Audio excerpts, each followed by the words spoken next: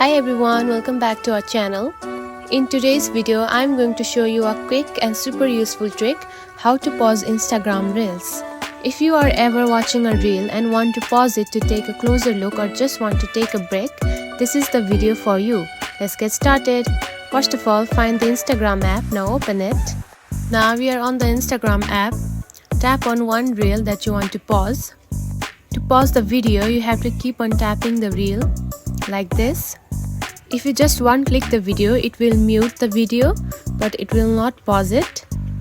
So you have to keep on pressing the video for few seconds like this. Just remember that you have to keep on pressing the video for few seconds and only it will pause. See, it's that easy to pause and resume Instagram Reels whenever you want. Now you know how to pause an Instagram Reel. I hope this quick tip helps you get the most out of Instagram experience. If you found this video helpful, don't forget to like and subscribe for more tips. Thanks for watching.